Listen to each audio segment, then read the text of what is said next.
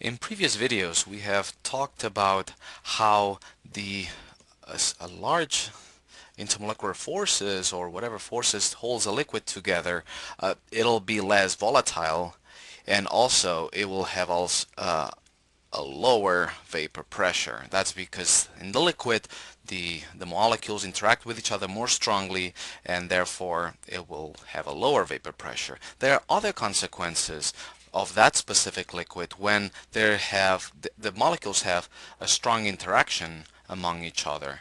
One of those consequences is the property that we call surface tension. The surface tension is a consequence of the strong intermolecular forces that molecules have.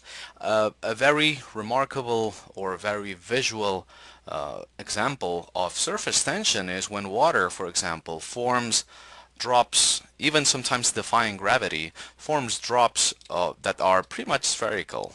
The same reason why if you see on a pond or lake an insect floating on the water, that's because the water, it has some surface tension. The surface tension is this capacity to make water the shape of a sphere, or trying not to break the structure of water. That's because, again, it's strongly related to the intermolecular forces. So the higher the intermolecular forces, the higher will be the surface tension.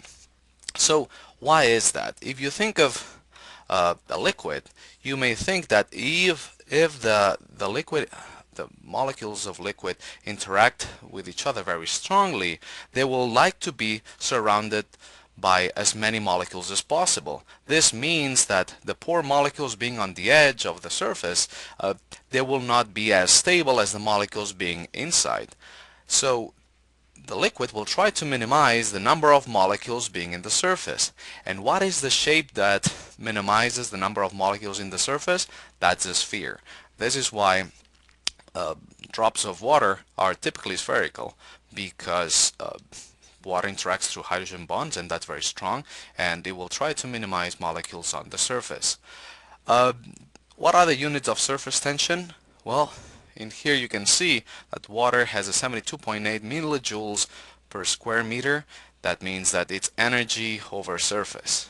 Okay, and it tells you how much energy does it take to break the 1 square meter of surface of water. Okay, so let's do a simple kind of exercise.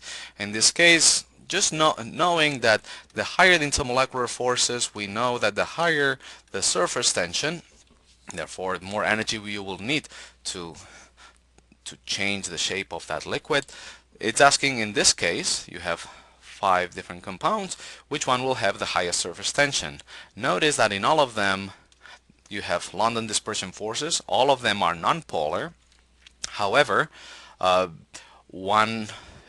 if you think about even boiling point, this is more massive. Okay, it's also more polarizable. It can be more easily dispersed. Okay, so you can think of these atoms being softer. The cloud of electrons being farther away from the nucleus will be easier to polarize. Therefore, they will have the highest, the stronger of intermolecular forces. Therefore, carbon tetraiodide will be the compound with the highest surface tension. An example in organic chemistry in here is asking the same: which of these following compounds will have the highest surface tension at a given temperature, of course. So this one can form hydrogen bonds because of the alcohol. Ether is a dipole-dipole interaction. Aldehyde is again dipole-dipole interaction. Ethane is just dispersion.